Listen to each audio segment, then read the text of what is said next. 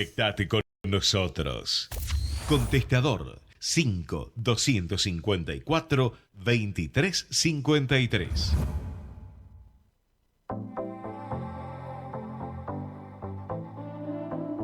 El reconocimiento de los feminismos aparece con el nuevo milenio, planteando necesidades e improntas con debates intensos en el mundo entero. Problemáticas y posibles soluciones en el encuentro de las distintas corrientes. La pregunta urgente. En la conducción, la periodista Inés Maldonado, la doctora Návard Nazarian y la participación especial de Graciela Tejero Coni, directora del Museo de la Mujer.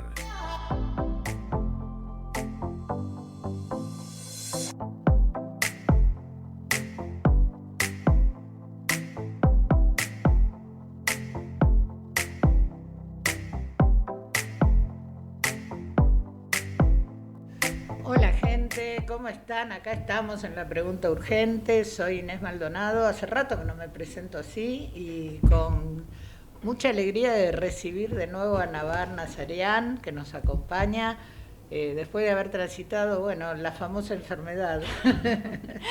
Hola Inés, un placer de volver acá al estudio, a este espacio, con mucha alegría y bueno, ya recuperada y con muchas ganas de transitar este programa. Bueno, les quiero adelantar que hoy vamos a tratar un tema muy especial y vamos a estar en contacto con el Museo de Chile para ver, desarrollar brujas en Latinoamérica. Un tema interesante y que nos tiene llenos de curiosidad para saber el esfuerzo que ha hecho toda la gente desde Chile para desarrollar esta temática que a través del Museo de la Mujer en la República Argentina, en la ciudad de Buenos Aires, también se convoca a los cursos de esta temática. Bueno, si te parece bien, empezamos primero con música y luego vamos a la nota.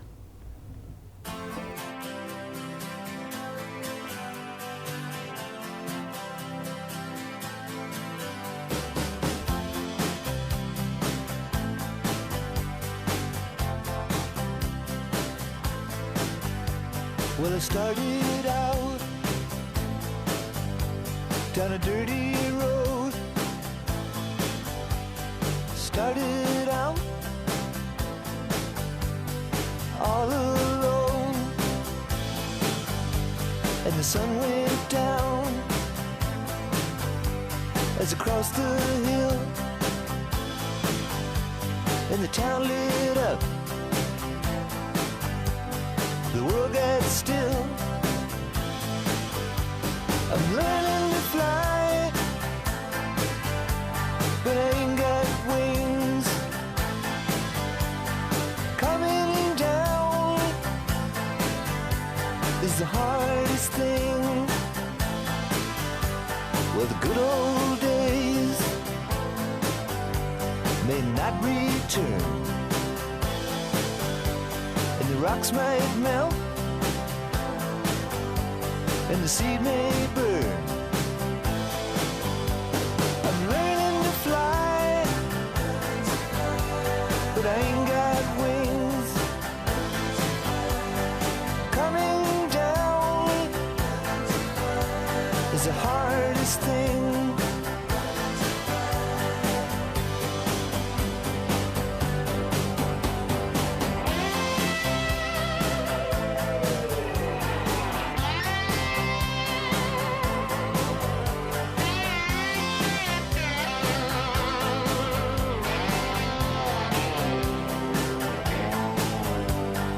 Some say life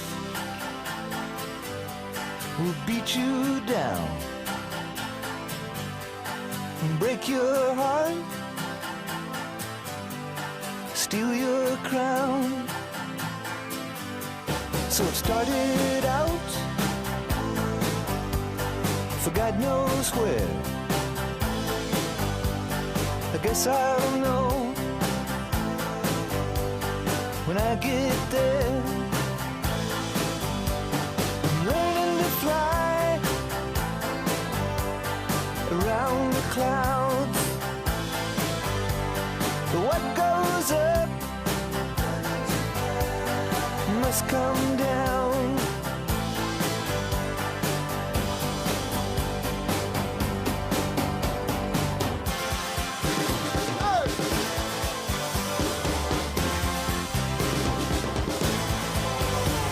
I'm learning to fly,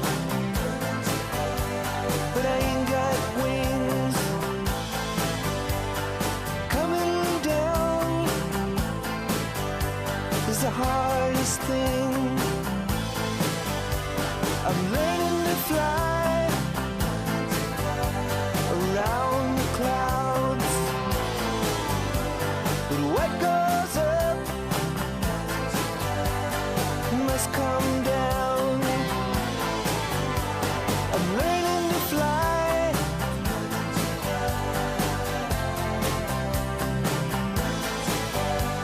I'm learning to fly.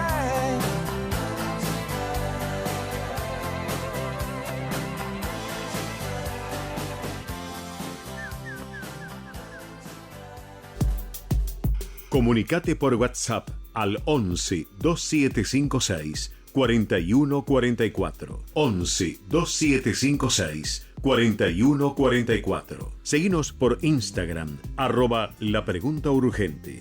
Y por nuestro canal de YouTube, en vivo, www.ecomedios.com. AM 1220. Ecomedios. La Pregunta Urgente.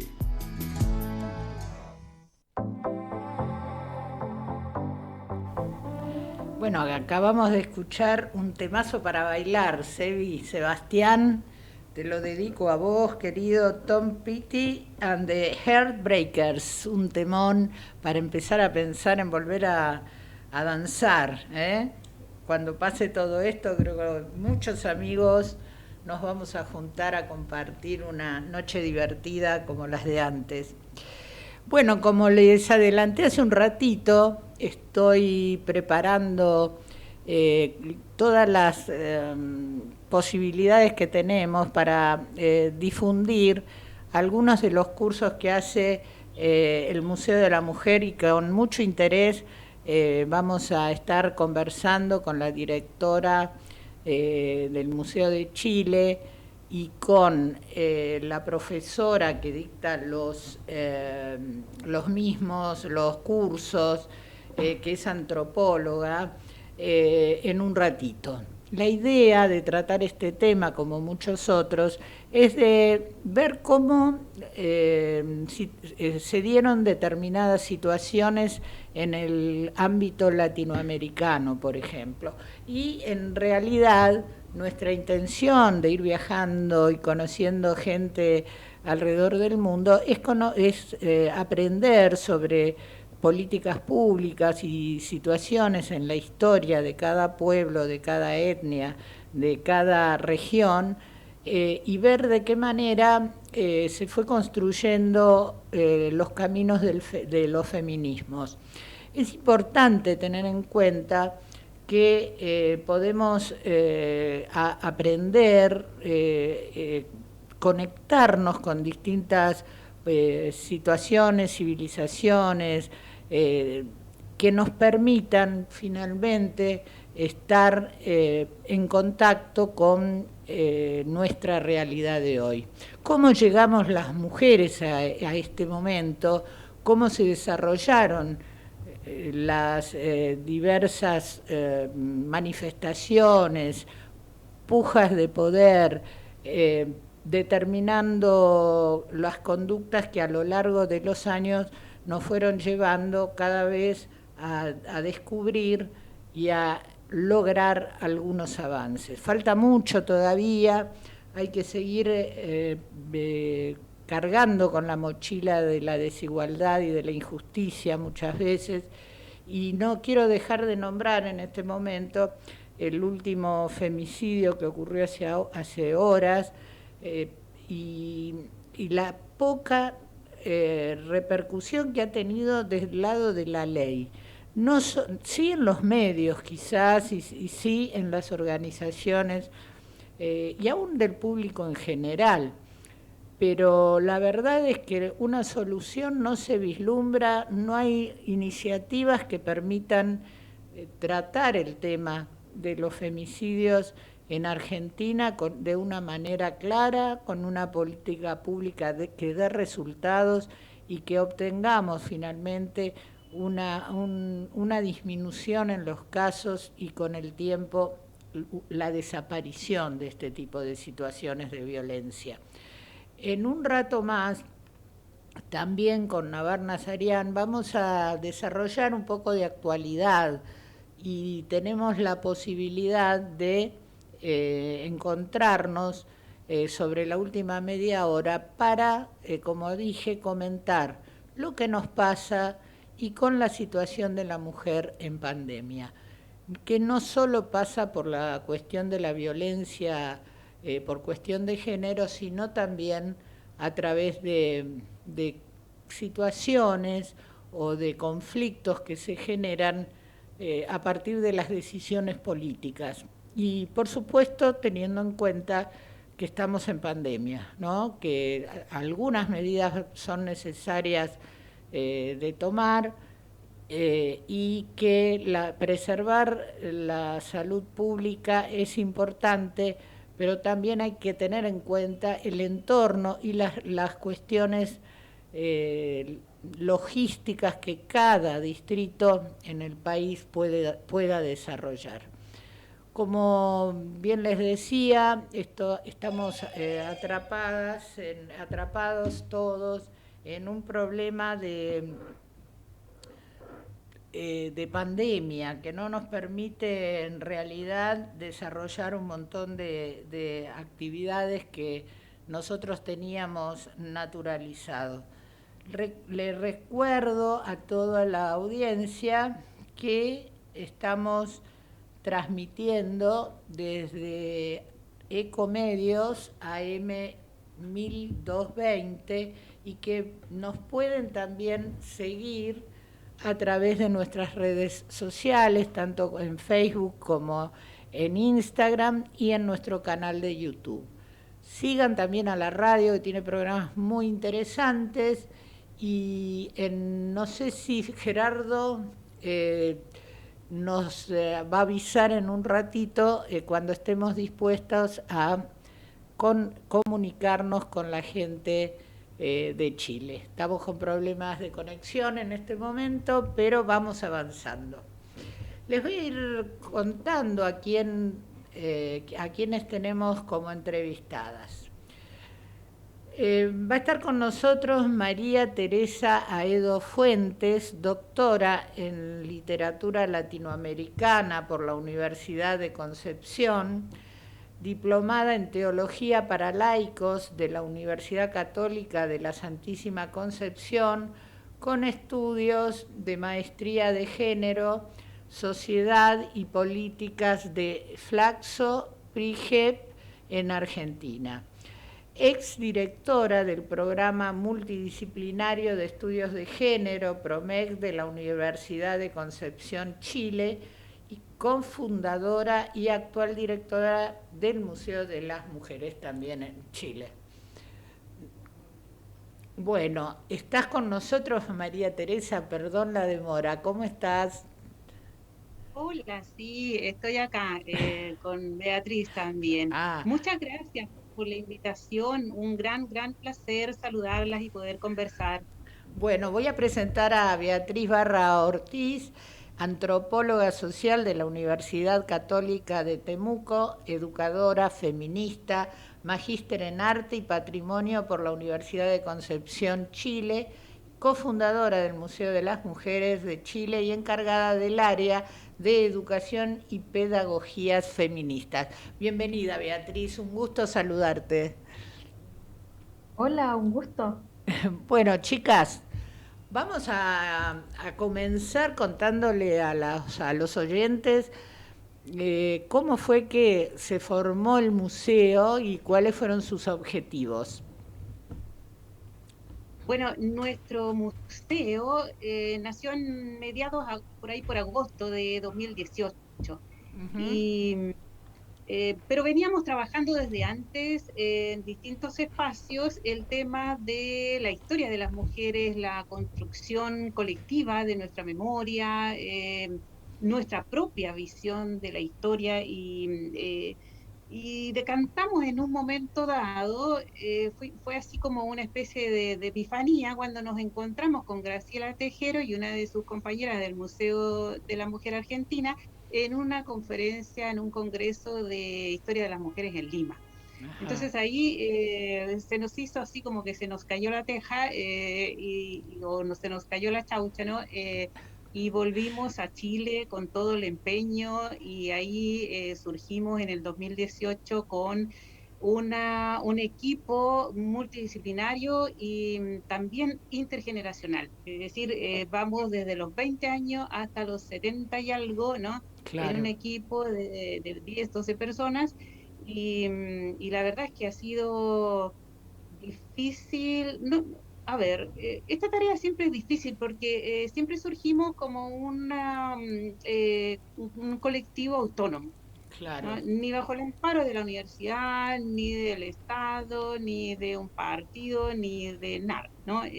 Porque es esencial, porque nuestro objetivo era precisamente crear un espacio desde el feminismo, ¿no? Para recuperar y darle sentido a nuestra propia historia y unirlo a nuestro propio activismo feminista en distintos espacios, en momentos bueno, que han sido muy difíciles en este último tiempo y que lo hemos tenido que ir adaptando a estos contextos que nos sorprende recién empezando a funcionar con el que se conoció como el estallido social en Chile del 2019 en octubre y luego la pandemia, ¿no? Que Claro, es uno de los claro. que ustedes están ahí conversando también. Sí, Pero lo que yo noté es que venía Chile de conflictos sociales y bueno, después pegadito prácticamente a a la tremenda revuelta que se vio a través de los medios que sucedía en Chile, vino esta pandemia que nos ha afectado muchísimo. ¿Cómo sobrevive el museo en estas situaciones? ¿Con qué actividades, María Teresa?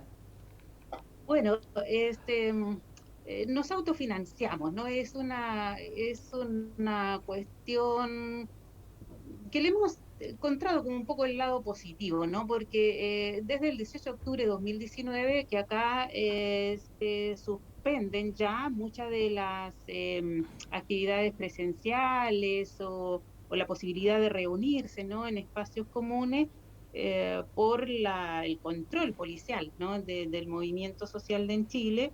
Y luego con la pandemia, bueno, todo se hace virtual. Entonces nos enfocamos en ese tipo de actividades y en desarrollar, le dimos centralidad, ¿no? A un proyecto que habíamos iniciado poquito antes, en agosto de 2019 lo habíamos iniciado, que llamamos las rutas del movimiento feminista en el Gran Concepción. Y que es un mapeo colectivo, ¿no? La reconstrucción de nuestros recorridos, de nuestros itinerarios, combinando ahí una variable espacial con una temporal, ¿no? Es decir, desde la época de la dictadura, postdictadura a actualidad, en distintas zonas, territorios en torno de la ciudad de Concepción, y eso como una práctica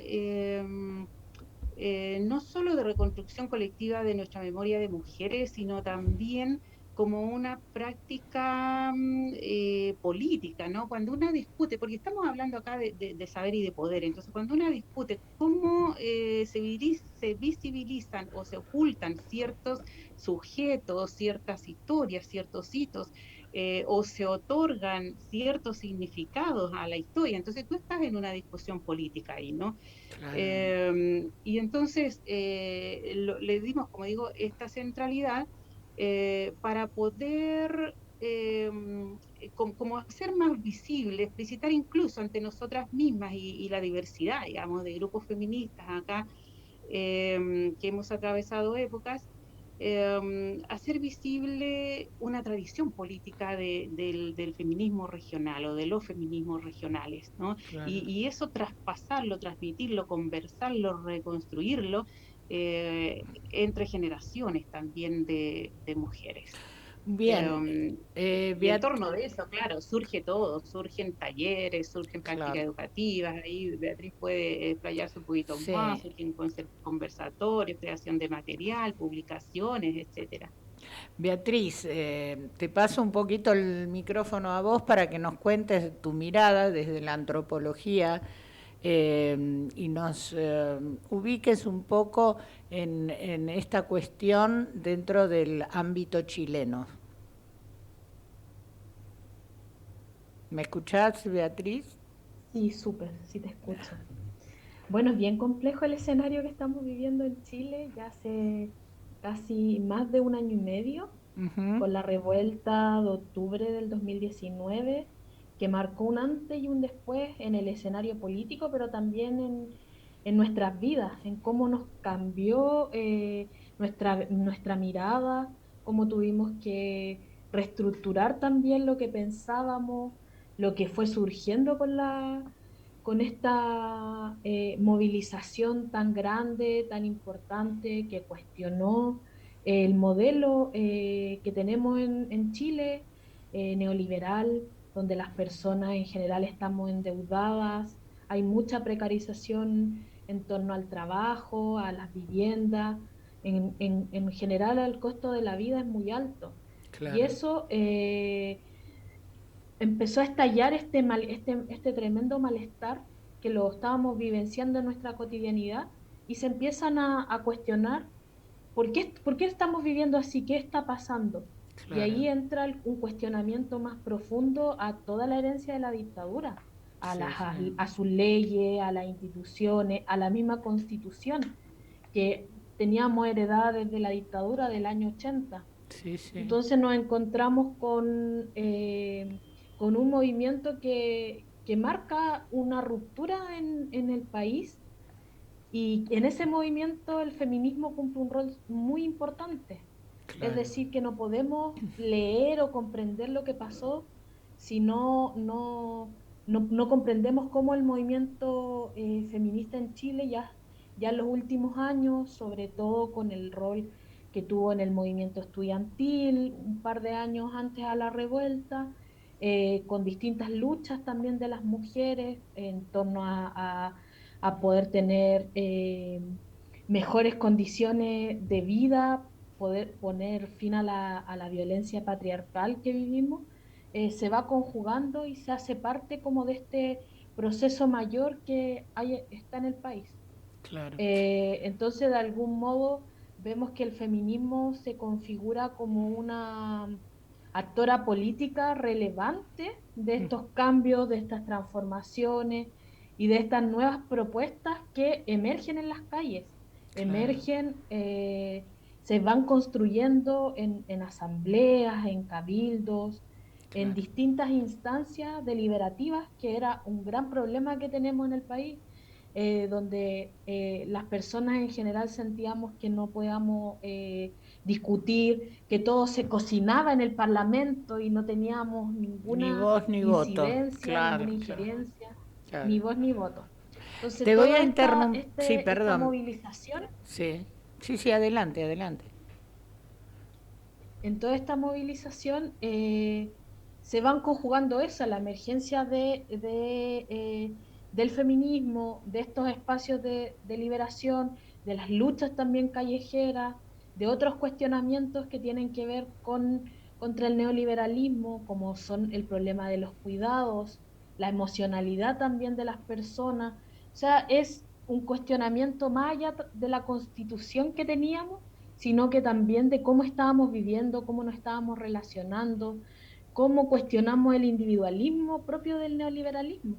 Claro. Entonces aquí entran nuevas palabras, entra el Ujú, feminismo, entran los cuidados, entra lo colectivo, claro. entra lo sensible, las artes también son parte fundamental del movimiento de la revuelta. Y también en ese sentido entra la represión, que nos tocó bastante dura. Sí, te voy a interrumpir.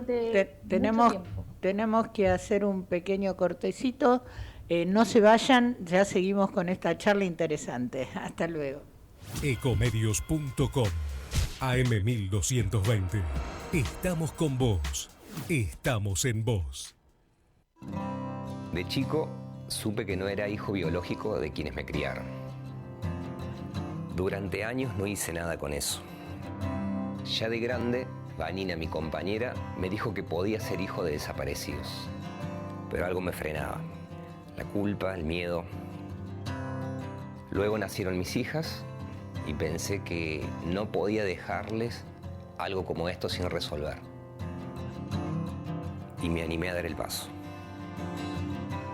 Anímate a dar el paso. Si naciste entre 1975 y 1980 y dudas de tu identidad o sabes de alguien que puede ser hija o hijo de desaparecidos, comunícate con Abuelas de Plaza de Mayo o con sus redes en las provincias.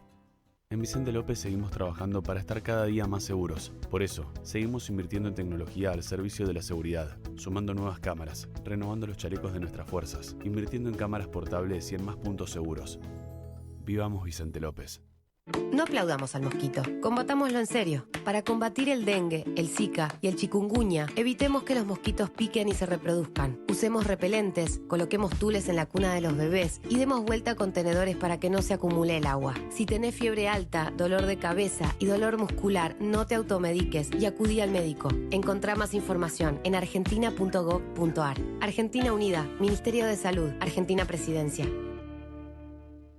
Podés vernos en vivo en ecomedios.com.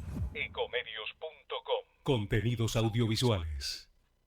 Conectate con nosotros. Twitter @ecomedios1220.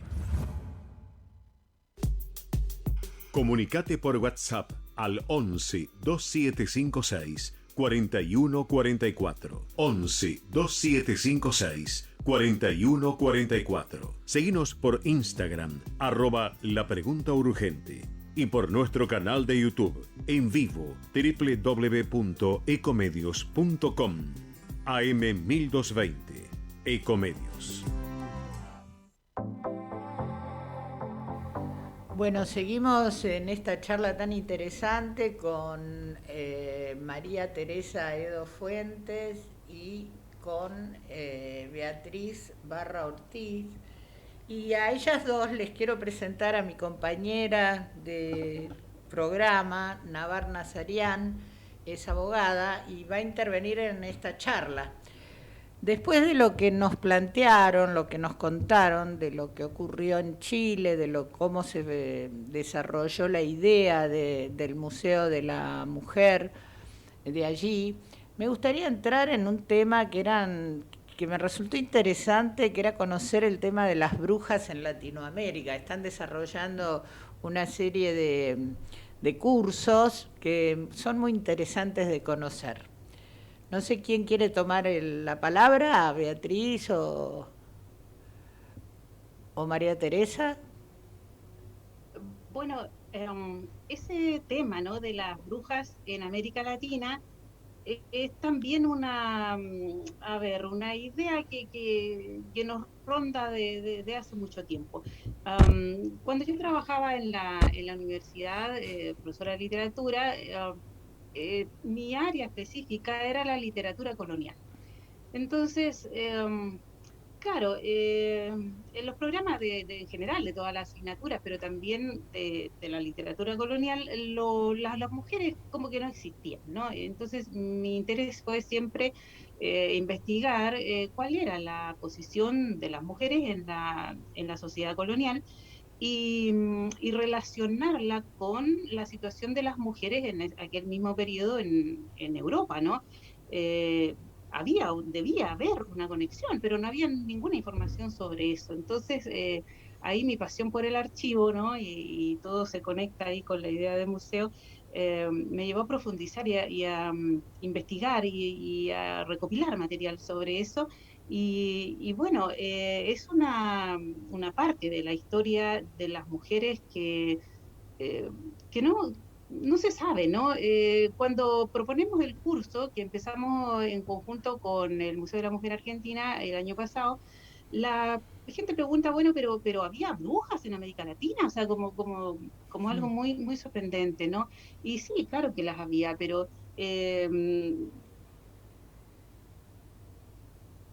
ahí el nexo, ¿no?, con los aportes de Federici es fundamental. Federici ya deja claro, ¿no?, que hay una conexión entre los procesos europeos y los procesos de colonización. Entonces quisimos profundizar en eso, ¿no? Y ahí organizamos el curso para compartir, digamos, los avances que teníamos en el tema de qué función cumple, digamos, esta persecución de brujas en América Latina, porque está más o menos claro, digamos, que en Europa es parte de ese momento de transición del feudalismo al capitalismo y de la acumulación originaria, ¿no?, por mediante la división sexual del trabajo, el control del cuerpo de las mujeres, ¿no?, y la separación de las mujeres entre sí, aparte de la expropiación de tierras, bienes y culturas, ¿no? Me gustaría Bueno, hacerte... en América Latina... Me gustaría hacerte ¿sí? una pregunta para ubicar un poco a la audiencia. El tema brujas tiene que ver con la persecución religiosa. A partir de ese momento se desarrolla todo lo que vos estás explicando. Me gustaría que a la gente que no conoce el tema, que no recuerda o no lo tiene visto, comentemos las raíces del tema de brujas. Y como está acá Navar, quiero darle el micrófono un minutito, así puede saludarlas. Hola, buenas tardes. Un gusto escucharlas y sobre todo este tema que a mí personalmente, desde mi época del estudiante, bueno, el libro que vos acabás de nombrar, El caníbal y las brujas, es como uno de las lecturas obligatorias, los tengo ahí todo marcado. Y bueno, cuando la verdad que empecé a investigar un poco, me di cuenta que la verdad que nunca, ni siquiera yo personalmente, me había preguntado que habían brujas también en Latinoamérica. Y también es la pregunta, claro, ¿por qué no si estábamos viviendo el mismo proceso? Así que, bueno, un placer escucharlas. Muchas gracias, sí, un gusto también saludarte. Bueno, yo quiero rebatir o matizar, ¿no?, la idea de que fue una persecución religiosa, porque más que nada la capa, digamos, de religiosidad o de principios religiosos en esta idea bueno, que más o menos todo el mundo sabe lo que consistió la persecución de mujeres como brujas. El trasfondo en realidad era una exclusión, una apropiación de tierras, de recursos, de saber, ¿no?, y de formas de vida, ¿no? En realidad era una suplantación de una forma de organización y de relacionamiento social y cultural por otro, ¿no? Socapa, digamos, de que era una cuestión religiosa la que se estaba jugando acá. Y eso es súper, súper importante porque la otra idea, quizás no suficientemente clara para una audiencia general, es que esto de la persecución de las brujas suena como a medieval, ¿no?, como que ocurrió en la Edad Media, una época de superstición, de oscurantismo, de ignorancia. Pero la verdad es que la persecución de brujas es de la modernidad, es desde el siglo XVI en adelante, ¿no? Época que coincide con la expansión europea hacia América, y así llega, digamos, esta idea de que hay grupos, hay colectividades que atentarían contra un determinado orden que se está implantando y que en el fondo obedece a razones económicas, ¿no?, y políticas.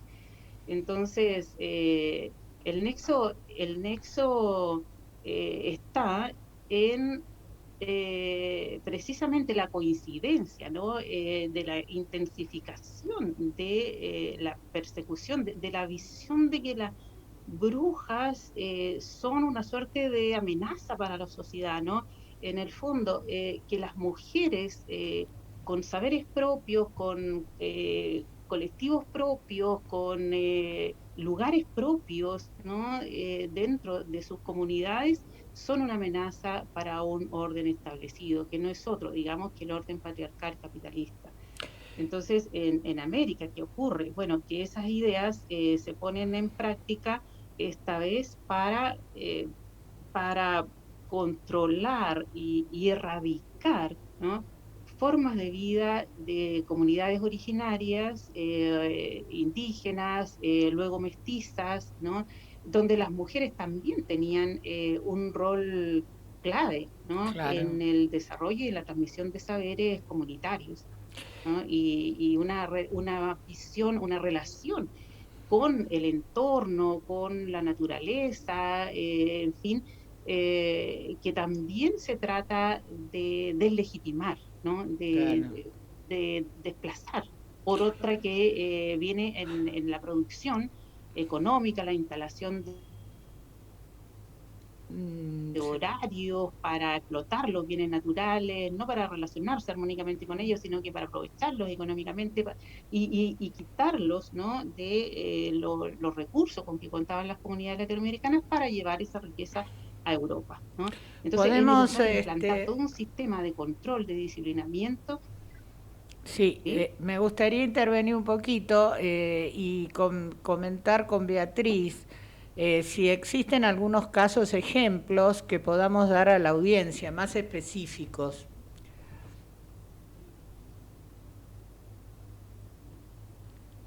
¿Me escuchás, Beatriz? Sí, Está, hay bueno. algunos casos que son... ¿me escucho? Sí, sí, sí, perfecto. Hay algunos casos que tienen como mayor relevancia, pero de todas maneras nuestra visión ha sido problematizar a las brujas en América Latina y cómo ha estado en las distintas comunidades. Y en nuestros distintos entornos podemos encontrarnos con mujeres que han sido señaladas como brujas, Ajá. donde se ha transmitido de generación en generación, donde se han creado también visiones. Hemos entendido que han sido mujeres que tenían, como decía María Teresa, ciertos saberes, que se relacionaban con la tierra de una determinada manera, que se relacionaban entre mujeres y que han sido sindicadas como aquellas mujeres que son brujas o que son mujeres que tienen pacto con el diablo o que han tenido algún tipo de acción o práctica que va en contra de ese orden que se ha implantado desde el punto de vista religioso, pero como decía María Teresa, también desde el punto de vista de cómo también el sistema el sistema capitalista sacó a las mujeres de esa relación comunitaria que existía entre ellas, entre mujeres, entre los bienes, entre la producción, en estas otras formas de economía. Entonces, durante el curso podemos observar algunos casos que vienen de la época colonial en distintos países y también hacemos una reflexión de que esto no ha estado ajeno a nuestras propias realidades. Si las personas que nos están escuchando eh, echan a correr su memoria, pueden identificar en sus propios territorios a mujeres que han sido sindicadas como brujas, porque esta idea de la bruja fue en los procesos con la Inquisición, en los procesos coloniales, pero hasta la actualidad ha ido persistiendo y se ha indicado que mujeres que, por ejemplo, que son parteras o que trabajan con hierbas medicinales, también estarían dentro de esa categoría que es de ser bruja y que comúnmente también se le ha llamado hierbateras o otro tipo de categorías para referirse y tratar de manera despectiva ese saber, porque además de lo que ha significado esta instalación del capitalismo en América Latina, también los saberes de las mujeres fueron desplazados, los saberes propios que teníamos, y se instala por estos saberes hegemónicos que tienen que ver con la ciencia, con los saberes médicos. Entonces, toda esa sabiduría queda desplazada y queda excluida y la trabajamos, o más que la trabajamos, se ha considerado como parte de ejercicios de brujería. Claro. Entonces, de algún modo, la reflexión es a pensar que en la América colonial existieron juicios con sanciones, con pruebas que llevaron a las mujeres a los tribunales para ser, generalmente a mujeres, pero también hay casos de hombres, para ser acusadas de estas brujerías o herejías, que los casos son bien interesantes si leemos esos archivos.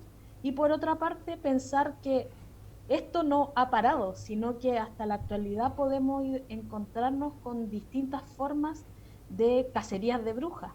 En la actualidad nosotras hemos trabajado como a través de las redes sociales, de la virtualidad, también podemos ver ejercicios de cacería de brujas. Entonces, de alguna manera, pensar a las brujas es esencial para pensar cómo se nos ha criminalizado, cómo nuestros saberes se han desplazado o no se han considerado como parte de lo hegemónico, y también de pensar la potencia que tiene estas reuniones entre mujeres para compartir los saberes, para construir en conjunto y de alguna manera pensar que podemos tener otras formas de vida, otras estrategias desde el punto de vista social, afectivo, pero también que podemos tener otros modos de relaciones, incluso económicas, porque también hacemos esas críticas más profundas.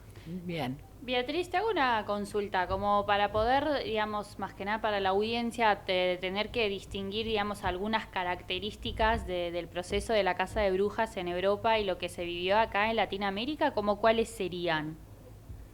Como decir que si bien son procesos que supongo que en una línea de tiempo tenían como similitudes, pero intuyo que tuvo sus características propias. Si me permite, mira, una cuestión clave en América Latina es la cuestión racial, ¿no? Sabemos que la noción de raza es una noción instalada por el colonialismo, digamos, o sea, la raza es un invento también del poder colonial, ¿no? Para segregar poblaciones.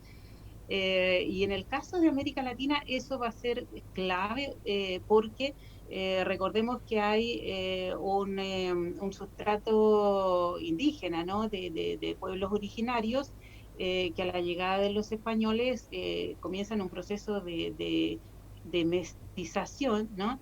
Pero además se le suma, ¿no? el traer esclavos de África, ¿no? Claro. Esa relación transatlántica que se hace con África y que atesora mucho, valora mucho el cuerpo de las mujeres precisamente para una reproducción de la fuerza de trabajo esclava, ¿no? A su vez, indígenas y negros, negras, comienzan también a un proceso de mestizaje, ¿no? Y se multiplican, digamos, estas interrelaciones, estos diálogos mutuos entre distintas tradiciones o herencias culturales, pero que se sintonizan en procesos de resistencia a la dominación colonial, ¿no? Muy específica. Entonces, por eso que la manera en que las instituciones de poder se organizan para sofocar estos movimientos de resistencia que tenían como un núcleo importante, digamos, ¿no? de conexión a las mujeres, es distinta. En América en general, hispana, portuguesa fundamentalmente, que es lo que vemos, está por un lado la Inquisición americana, pero también está la institución de la extirpación de idolatrías, donde ahí se traslapan, ¿no? Como digo, bajo categorías religiosas, las especificidades de las estrategias de persecución y de control de grupos distintos, ¿no? Fundamentalmente indígenas, mestizos o negros y esclavos.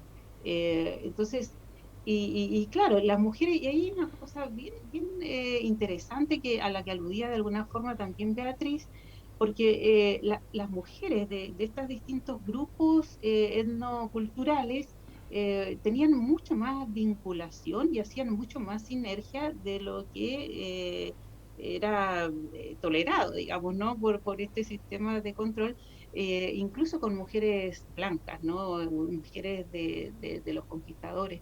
Hacían mucha sinergia en un punto bien importante que nos trae también al presente, y es la resistencia contra la violencia que los varones ejercían sobre las mujeres, ¿no?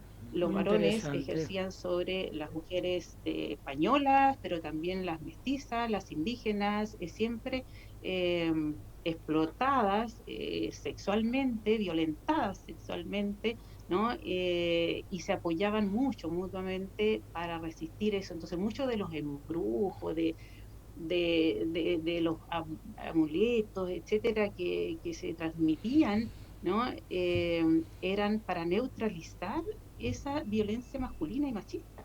Claro. Entonces, Tengo que ahí contarles es que nos quedan 3 minutitos en el aire y me gustaría, bueno, se fue volando, chicas, había que seguirla más tiempo, ¿no?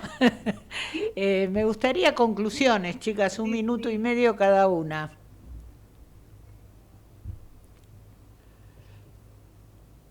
un minuto y medio. A ver, la vinculación con el presente, eso nos interesa mucho. No es casualidad que los grupos feministas más jóvenes en todas partes, ¿no?, del planeta, pero también en nuestra América, se acuerdan de las brujas, ¿no? Claro. Somos las nietas de las brujas que no pudieron matar, ¿no? Es por algo, ¿no? Entonces queremos explorar y queremos profundizar en esa relación. En el fondo, digamos, ¿no? Quizás las chicas jóvenes feministas son amenaza en el sentido de que son muy irreverentes, ¿no? Y que no están ni al servicio del demonio, ni siquiera en una relación con el padre, no, nada.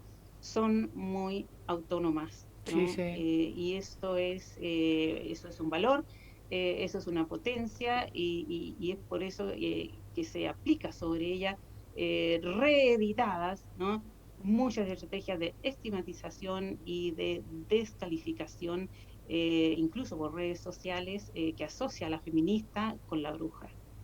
Beatriz, tu despedida y tu Sí, yo concepto creo que final. Que hoy fue muy cortito. Sí. Otro punto bien significativo es pensar lo que decía María Teresa, que antes de nosotras, las mujeres más jóvenes que estamos haciendo nuestra experiencia con el feminismo, con el movimiento, como también pensamos el ser feminista en mi cotidianidad, en mi propia práctica de vida, en lo político, de pensar que antes de nosotras hubo otras. Y yo creo que ahí se conecta con toda esta tradición de las brujas, que fueron, que las clasificaron como brujas, pero que también tuvieron estrategias para poder reunirse, para poder compartir sus saberes, para poder un poco darle la vuelta a todo este poder y esta apropiación que se hizo de los cuerpos y de toda la sabiduría. Bueno, De chicas, es importante pensar sí. esa relación con la historia de Bueno, las mujeres. chicas, me vuelvo a despedir, perdón las interrupciones, pero cuesta mucho porque tenemos un poquito de delay. Les agradecemos las dos Muchas su gracias. presencia y las convocamos en pocos días más, me parece, para poder seguir charlando. Un gusto, gente. Hasta pronto. Genial. Hasta luego.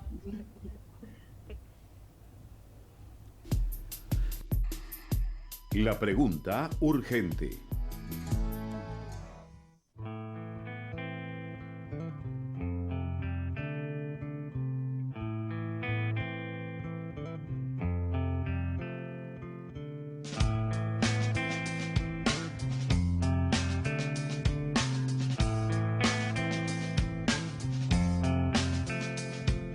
Psychic spies from China try to steal your mind's elation.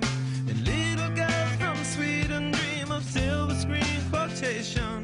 And if you want these kind of dreams, it's Californication.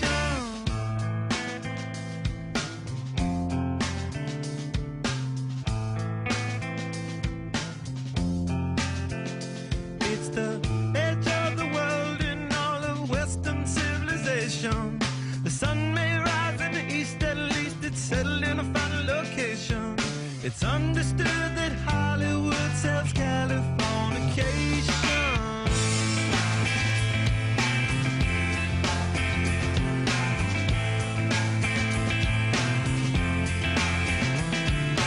Hey, El Sergeant Barrow, while to break the spell of aging. Celebrity skin, is this your chin or is that war you're waging? Firstborn unicorn,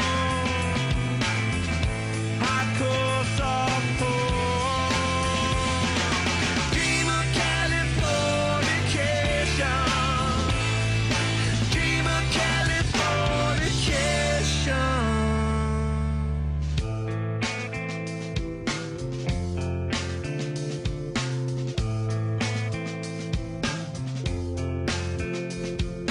Mary McGill, be my ferry to the world, be my very own constellation. A teenage bride with a baby inside, getting high on information. And buy me a star on a boulevard, it's Californication.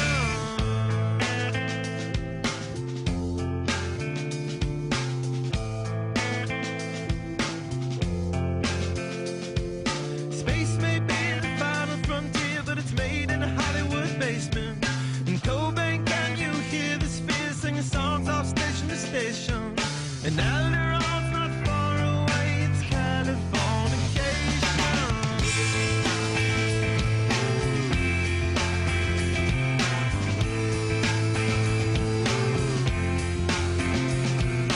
Born and raised by those that praise control of population. Everybody's been there and I don't need no vacation. Firstborn unicorn,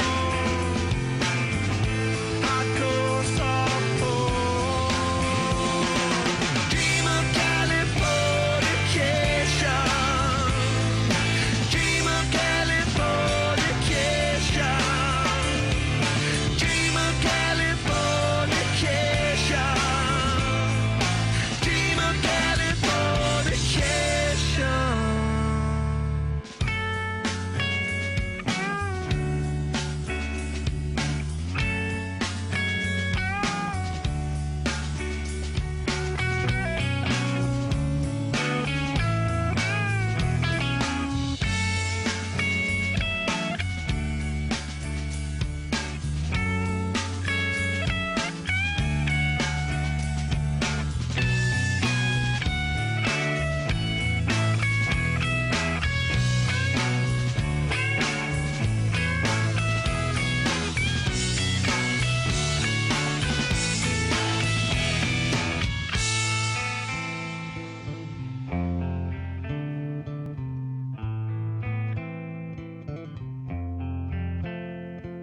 Destruction leads to a very rough road, but it also breeds creation.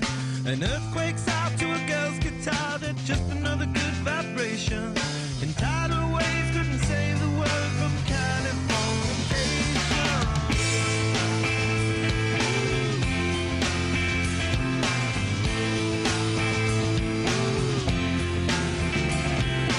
Hey, a surgeon very well to break the spell of aging. Sicker than the rest, there is no test, but this is what you're craving. Firstborn unicorn, hardcore softcore. Dream of Californication. Dream of Californication. Dream of Californication.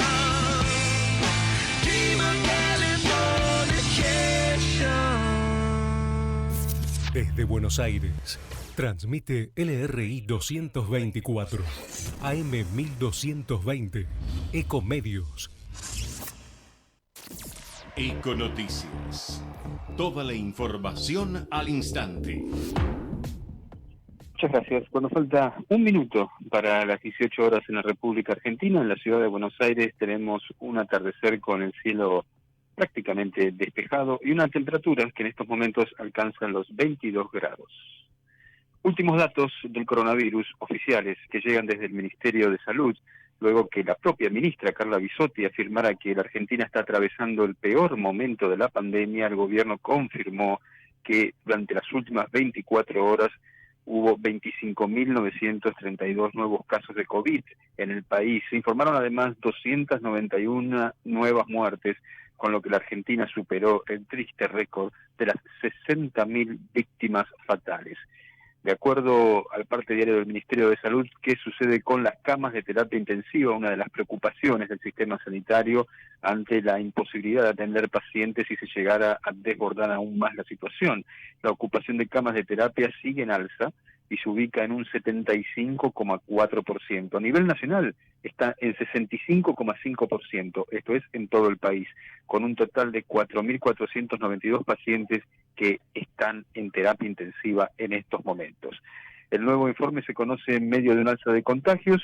En los 7 días previos, el promedio diario se ha instalado en aproximadamente 23.500 casos positivos, muy por encima de las cifras registradas durante la primera ola de la pandemia, aunque desde luego durante la primera ola de la pandemia, siempre resaltamos, no existían la cantidad de test que se están realizando en la actualidad. De hecho, en ninguna jornada de 2020 se habían superado los 18.500 casos, pero reiteramos, tampoco había tantos testeos como hay hoy en día.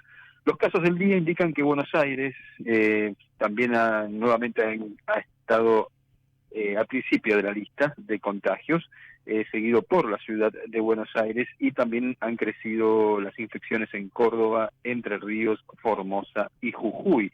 Respecto del detalle de los fallecidos por distrito, desde la cartera informaron que en Cava murieron 25 personas, en Buenos Aires 177, en Chaco 3 y en Chubut 5, mientras que en Córdoba hubo 20 personas que perdieron la vida, entre las principales provincias que están relevando lo que sucede en las últimas 24 horas. Argentina superó los 60.000 muertos por la pandemia.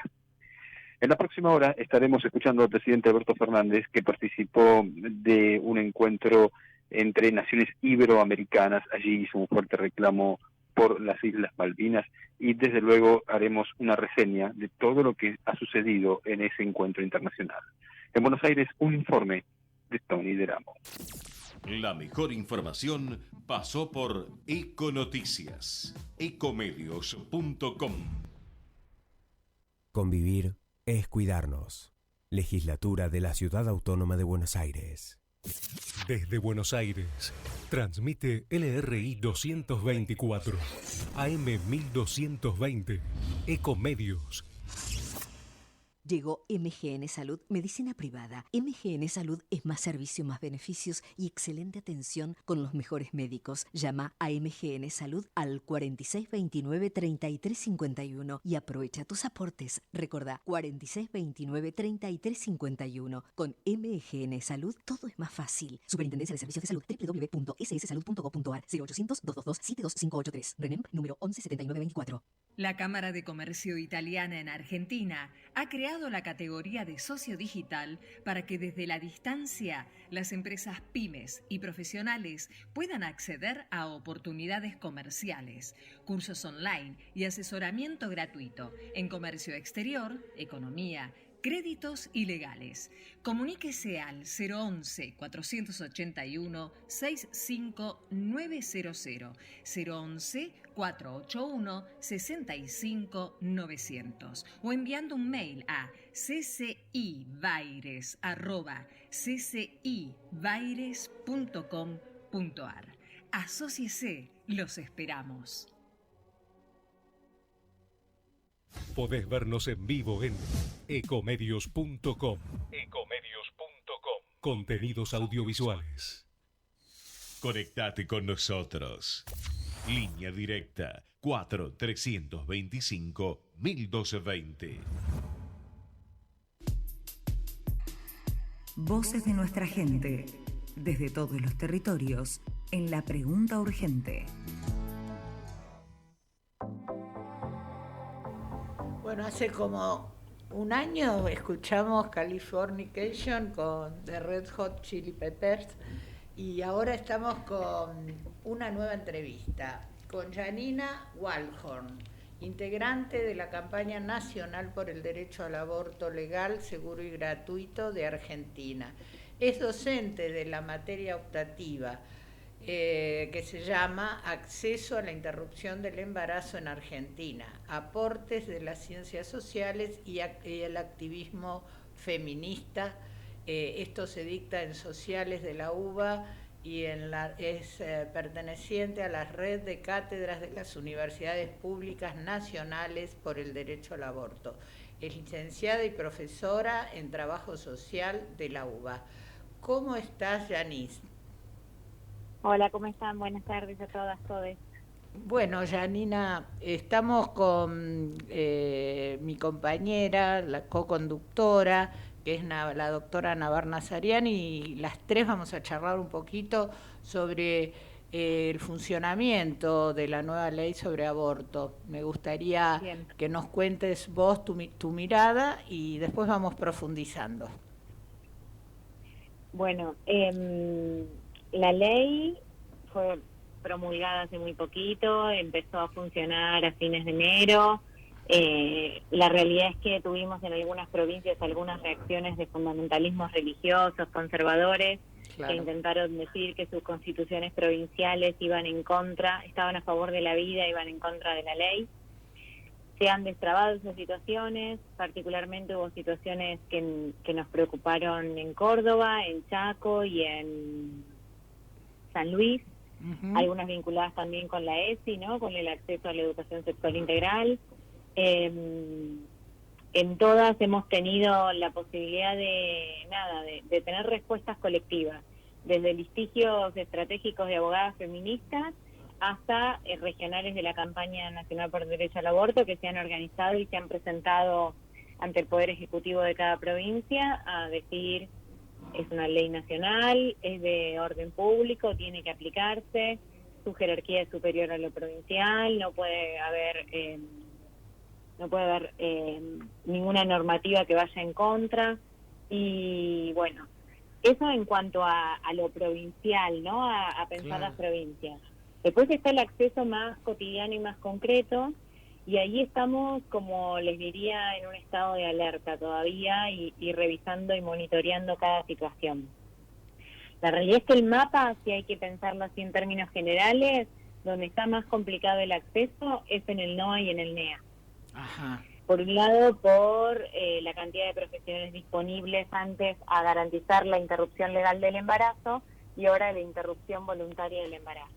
Sí. Nosotras venimos exigiendo que el Programa de Salud Sexual Nacional capacite a profesionales y a trabajadores y trabajadoras de la salud en general sobre el marco normativo de la nueva ley, cómo debe atenderse en función de la nueva ley, qué significa lo voluntario, la interrupción, ¿no?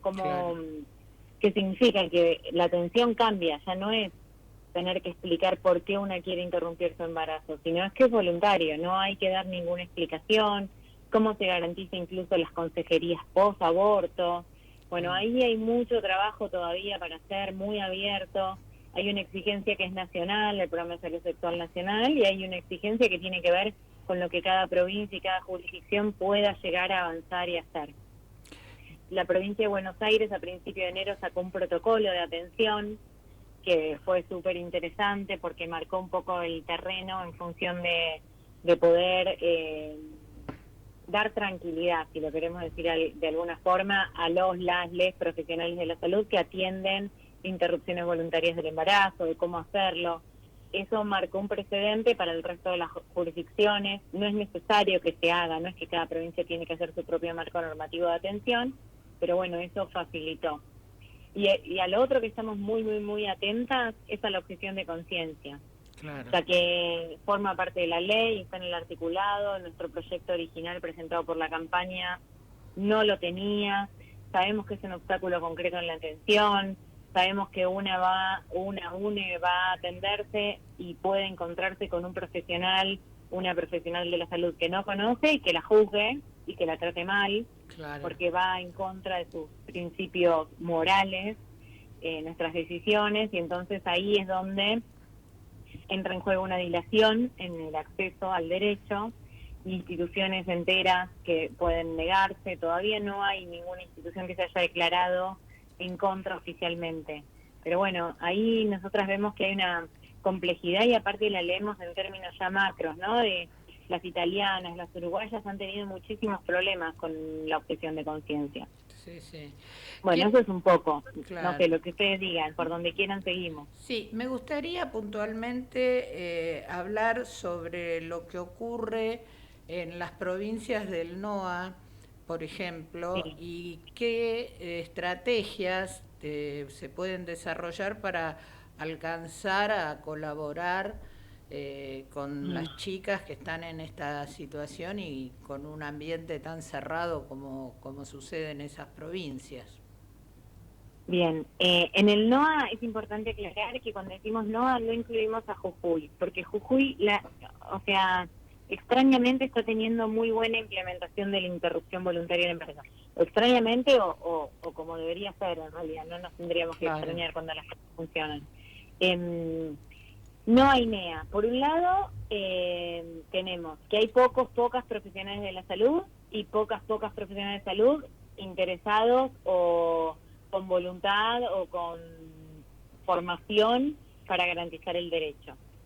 Después, mucha persecución, porque la realidad es que ha habido a lo largo de estos años muchísimas situaciones de persecución a quienes garantizaban las interrupciones legales del embarazo, persecución en el sentido de sectores conservadores antiderechos haciendo escraches o incluso sanciones o diferentes legajos que se ponen en juego, llamados de atención laborales, en el sector privado. Bueno, hay como muchas situaciones que han pasado en relación a eso, de las que nosotras siempre intentamos fortalecer la campaña de manera heterogénea, interpartidaria, transversal, con el movimiento feminista que haya en cada territorio, porque creemos que ahí está la fortaleza de poder presionar para garantizar el acceso al derecho.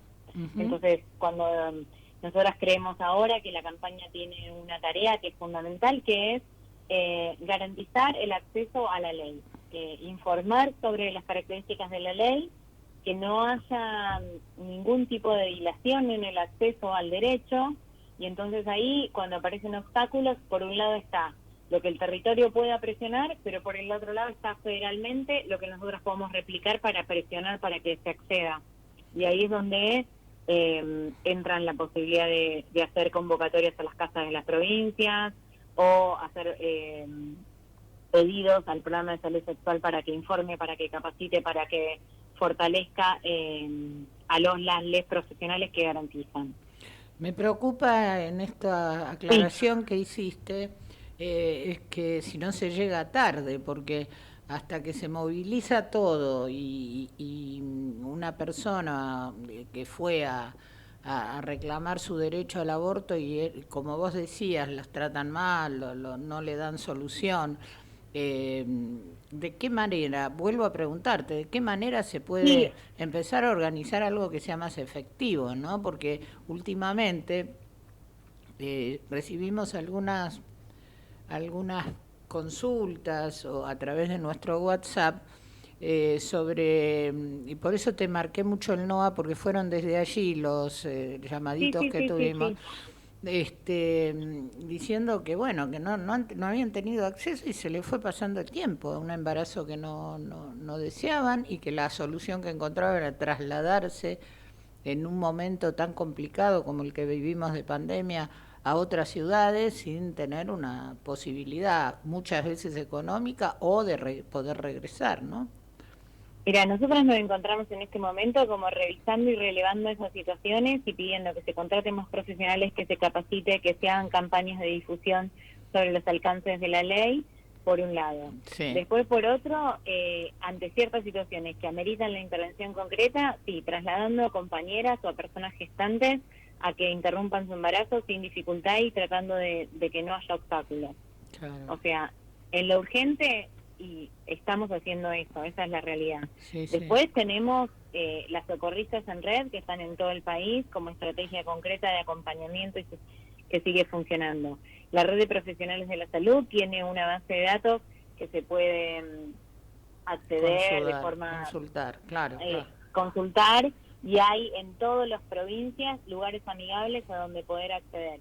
Y después está el 0800 de salud sexual, que les van a decir por teléfono, si tuvieran obstáculo en el acceso, a dónde se pueden acercar dentro de su ciudad. Claro. ¿Qué pasa con los objetores de conciencia? ¿Qué actitud, además de esta agresividad que vos me decís que en algunos casos se han vivido las chicas, qué actitud tienen? Y lo que sí me puso contenta de alguna forma es que ninguna institución se presentó como objetora de conciencia, ¿no? Para no atender directamente en su generalidad. Por ahora no, pero no lo descartamos. Ah, claro. No lo descartamos, sinceramente, porque creemos que va a pasar. Ajá. Incluso estamos en la transición de que las obras sociales están implementando cómo se accede a la IVE. Por ejemplo, IOMA, a lo largo de febrero, hizo todo su protocolo de intervención. Y así la gran mayoría de las obras sociales. Sí, pero viene como en un proceso lento. Claro. No es que uno va... O sea, la cobertura tiene que ser del 100% dentro del plan médico obligatorio. Entonces, bueno, nosotras tenemos la urgencia de acceso al derecho porque venimos luchando por esto hace un montón y porque creemos que ya tiene que implementarse. Pero la realidad es que está llevando otros tiempos y en esos tiempos estamos presionando, ¿no? Sí. Por eso yo decía lo de estar en alerta, no podemos descansar de que tenemos una ley y entonces ya está conquistado el acceso y ya tenemos todas la posibilidad de acceder. Porque eso no es así, sigue habiendo niñas madres. Claro, en nuestro país cada 3 horas hay una niña de entre 10 y 14 años obligada a gestar, parir y criar. Y eso no se ha modificado todavía. Y por eso hay que seguir. La educación sexual integral en todos los niveles no se garantiza, son muy pocas las escuelas. Incluso con esta modalidad virtual, peor es el acceso a la educación sexual integral.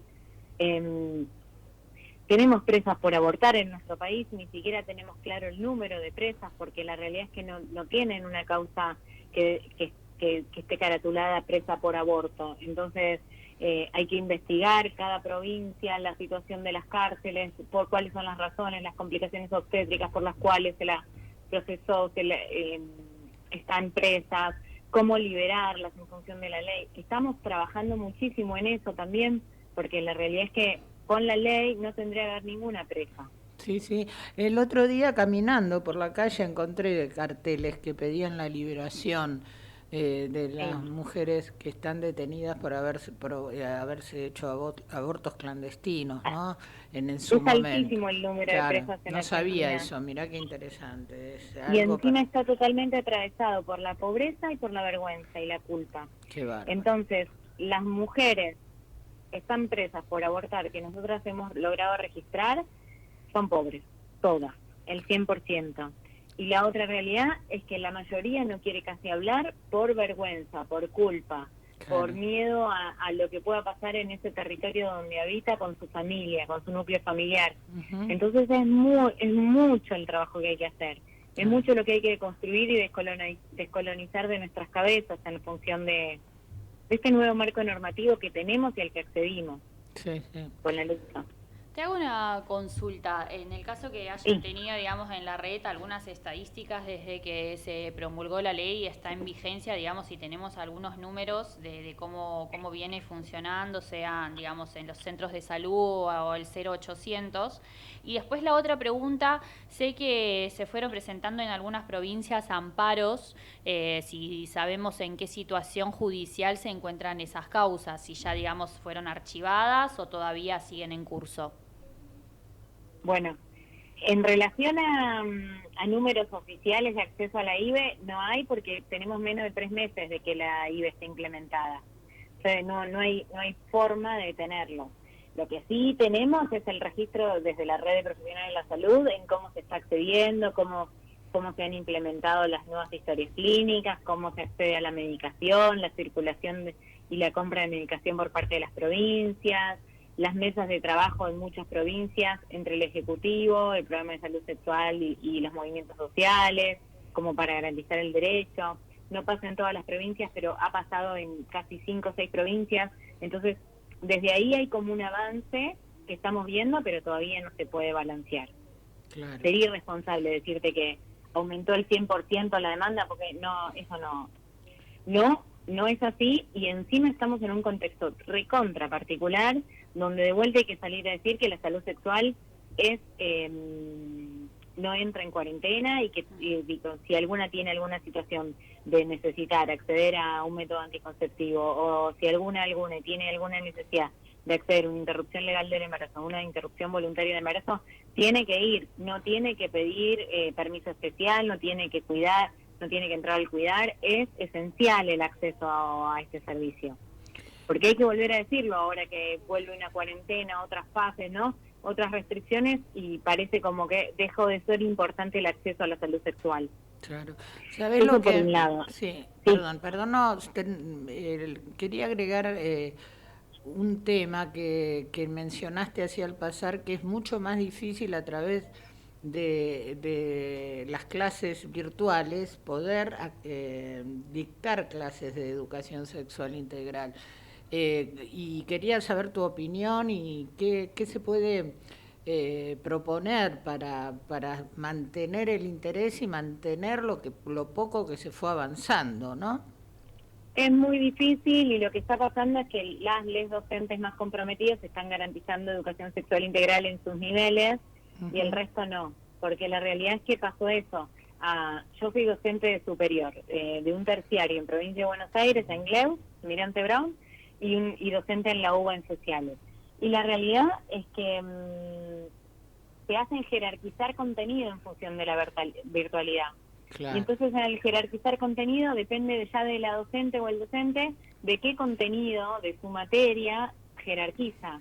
Y ahí hay un compromiso ético-político de quienes garantizan la ESI dentro de sus contenidos como jerárquicos y como un derecho y como la necesidad de formación de los estudiantes, y otros que no. Claro, claro. Y pasa lo mismo en la primaria, pasa lo mismo en el nivel inicial, pasa lo mismo en secundaria, con incluso peores condiciones para la virtualidad o la posibilidad del debate, ¿no? Que ya hemos visto todo el año pasado. Vos sabés que, referido a educación sexual integral, el otro día escuchaba a una docente que planteaba el tema de que muchos de los abusos en los niños se descubrían o se podían conversar, detectar en las clases presenciales, por ejemplo. A mí, la verdad que uno a veces no piensa en todo lo que conlleva la educación, ¿no? El ámbito escolar y todo esto. Me imagino todos esos chicos que tanto a través de abusos físicos, de abusos psicológicos, de abusos sexuales, que están sometidos en las etapas de cuarentena, están tanto más grave que se puede equiparar, digamos, al tema de la violencia por cuestiones de género que fue generando el año pasado las cuarentenas cerradas. Uno siente miedo y siente preocupación constante por este tipo de cosas, ¿no?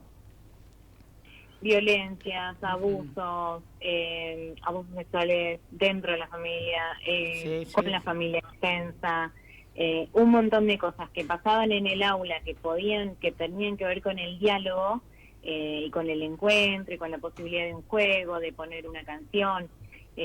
Todo eso desaparece con la virtualidad. La realidad es que es muy difícil poder construir algún nivel de singularidad en un espacio virtual así tan amplio. Claro. A mí me ha pasado de que, bueno, por los grupos de WhatsApp y por los trabajos que uno tiene que hacer con los estudiantes, después me llegaban mensajes a mí en lo privado preguntando qué hago ante esta situación, cómo lo resuelvo. Y la realidad es que es totalmente diferente de poder acompañar desde un aula y desde un abrazo y una mirada y que es lo que permite la virtualidad, un Zoom o un Meet o no sé, mismo el WhatsApp. Claro. Es mucho más difícil. Y yo les estoy hablando de que trabajo con adultos y adultas. No me quiero imaginar lo que es trabajar con nivel inicial y poder tratar de trabajar, no sé, el secreto, el cómo romper un secreto, la situación de abuso, el cuerpo, el cuidado. Hay un montón de trabajos súper creativos que han hecho docentes muy comprometidas con la educación sexual integral y que han compartido recursos pero la realidad es que eso no es masivo y no nos podemos quedar con que eso representa a la mayoría. Claro. Bueno, Yanis, yo te tengo que agradecer un montón esta entrevista, este rato que compartimos. Me gustaría esperar un tiempo más y volver a consultarte sobre cómo va evolucionando. Y desde ya, cualquier noticia nueva que surja, no dudes en convocarnos, que acá estamos. Bien. Muchas gracias. Bueno, muchísimas gracias. Gracias a las tres, es muy cálido el diálogo. Gracias. Chao, Yanis. Nos vemos. Bueno.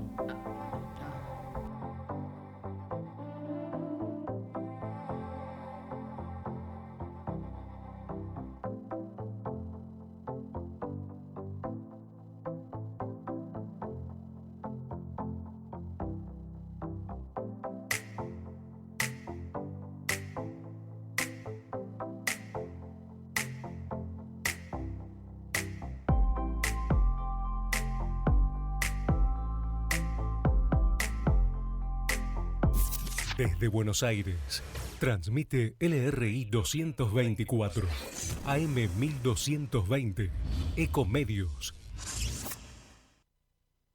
Ecomedios y los números de la suerte con los resultados de las quinielas recién sorteadas. A la cabeza en la ciudad, 3.800, en redondito, 3800. Provincia, 7.798. Córdoba, 8.547. Santa Fe, 8.582, Montevideo a las 3 de la tarde, 5.856, Entre Ríos, 1.605, auspiciado por Barcacha, tortas y helados todo el año, Rivadavia 2030. Multipuertas, los mejores precios en puertas y ventanas los tiene Multipuertas, Rosa 101, Lomas del Mirador. Carnicería Mamá Marta, Juan Bautista Alberdi 6.701 y Emilio Castro, esquina Lisandro de la Torre, también 6.701. Bombonería Bombonela, la Casa del Chocolate, Corrientes 1479 y Mezquita, Hermanos, cristales antiasalto para agencias o cualquier otro destino, antiasaltos, por supuesto, Alsina 2501. Fueron los números de la suerte, por Ecomedios AM 1220, volvemos 21 a 30 minutos. Vamos la radio.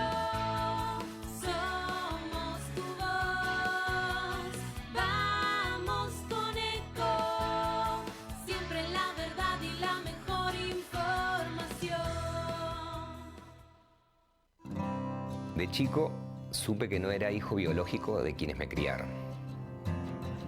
Durante años no hice nada con eso. Ya de grande, Vanina, mi compañera, me dijo que podía ser hijo de desaparecidos. Pero algo me frenaba. La culpa, el miedo. Luego nacieron mis hijas y pensé que no podía dejarles algo como esto sin resolver. Y me animé a dar el paso. Anímate a dar el paso. Si naciste entre 1975 y 1980 y dudas de tu identidad o sabes de alguien que puede ser hija o hijo de desaparecidos, comunícate con Abuelas de Plaza de Mayo o con sus redes en las provincias. El mejor gimnasio te espera. Elegí las clases que quieras. En Unfit vamos a cuidarte. En Unfit venimos a encontrarte.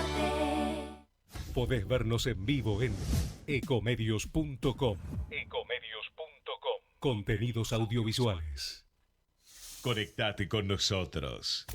Twitter @ecomedios1220.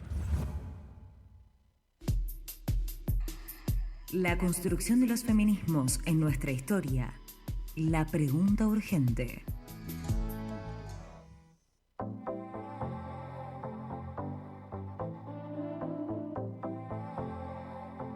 Soy Graciela Tejero Coni y aquí estoy nuevamente compartiendo historias de y sobre mujeres desde el Museo de la Mujer en Buenos Aires.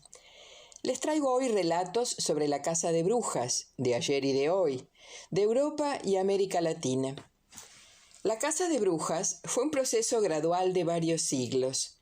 En 1233, el Papa Gregorio IX promulgó la bula Vox in Rama, en la que se acusaba a una imprecisa secta herética de cometer sacrilegios y practicar rituales orgiásticos.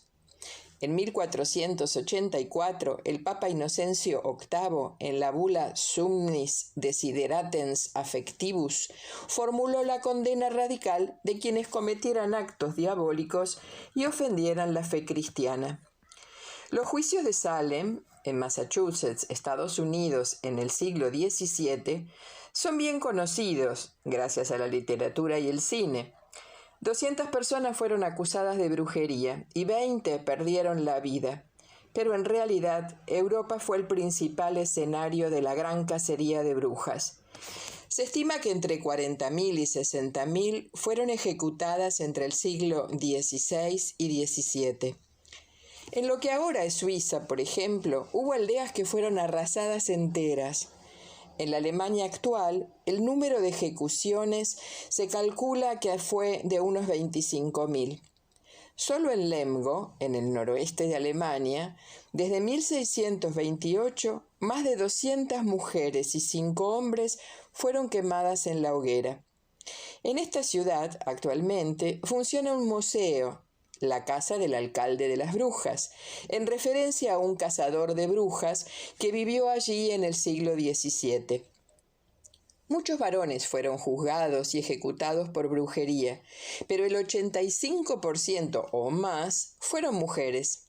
Y también niñas fueron condenadas a muerte en la hoguera, como el caso de Christine Taipei, de 9 años, ejecutada en 1630 en la aldea norteña de Oberkirchen, famoso por sus juicios de brujas. Los historiadores han señalado la obsesión de los cazadores de brujas por castigar los supuestos, entre comillas, actos sexuales con Satanás. El famoso Malleus Maleficarum, manual de cacería de brujas del siglo XV, puso mucho énfasis en el apetito sexual insaciable de las mujeres como la principal causa de juicio. Hoy día, la abogada Claire Mitchell encabeza hace una década una campaña lanzada desde Escocia en la que exige el perdón, una disculpa y un monumento dedicado a las y los condenados en virtud de la ley de brujería que entró en vigor en 1563 y se mantuvo hasta 1736, entendiéndola como el elemento de misoginia de esa época que, arguyendo brujería, todavía se utiliza hasta el día de hoy como método de control social y persecución de mujeres y niñas.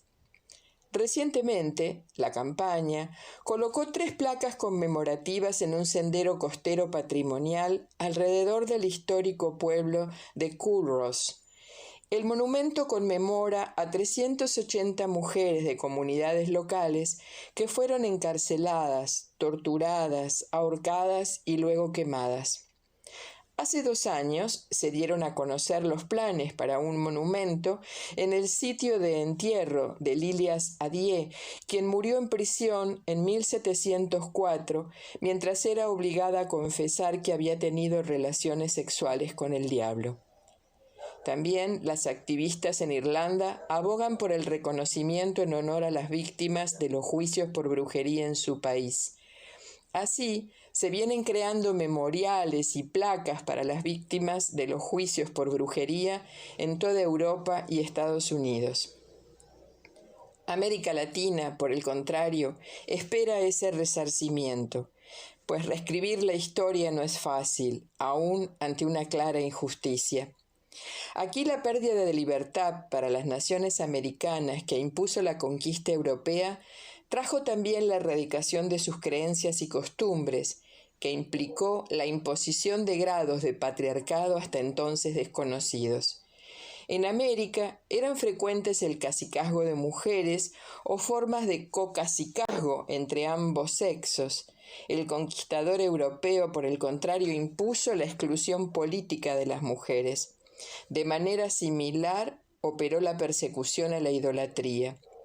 En el actual noroeste argentino, la proscripción de las antiguas prácticas religiosas centradas en las mujeres como intercesoras ante la Pachamama convirtieron en brujas y hechiceras a sus practicantes, pasibles de ser llevadas ante la Sagrada Inquisición y obligadas a realizar clandestinamente los ritos que antes eran motivo de un estatus social y político muy respetable. También afectaron en el sur a las comunidades mapuches, donde existía un doble principio de autoridad: la machi, intercesora con las divinidades y depositarias de las tradiciones, y el lonco, cabeza o jefe. La pérdida de sus tierras agrícolas, la guerra casi incesante contra el blanco y el reemplazo de sus medios de subsistencia, cada mes dependientes más de la ganadería, los malones y el tráfico ilegal con los hispanocriollos, reforzaron el liderazgo de los varones en detrimento de las machis perseguidas y de las mujeres en general desprotegidas de sus creencias. Gracias por escuchar esta sección. Invitamos a seguirla semana a semana, en la que navegamos olas y mareas de feminismo en los últimos 3 siglos. Si te gustó, compartí el contenido en redes y sumate a la lucha. Comunicate por WhatsApp al 11 2756 4144. 11 2756 4144. Seguinos por Instagram, @lapreguntaurgente. Y por nuestro canal de YouTube, en vivo, www.ecomedios.com. AM 1220. Ecomedios.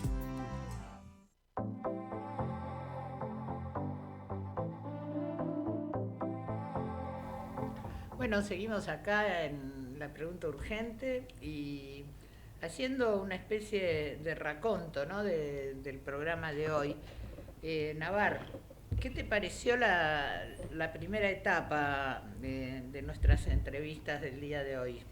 Bueno, Inés, sabes que de hecho, estaba escuchando el podcast de Graciela, siempre nos deja un montón de datos que uno no tiene idea, me encanta, y esto me dejó pensando y compartí con vos que hace un par de años, cuando iniciaron los primeros scratches en las redes, haciendo denuncias por abuso sexual, por violaciones, como todo este movimiento de Ya no nos callamos más, muchos abogados, defensores de los imputados, empezaron a utilizar este concepto de la casa de brujas, pero como una estrategia de defensa para los hombres. Claro. ¿No? Porque decían que de la manera que se denunciaba, de la manera que se condenaba, sin esperar las pruebas, sino por el simple dicho de la víctima, ya bastaba para llevar a la hoguera, en este caso al hombre y no a la bruja.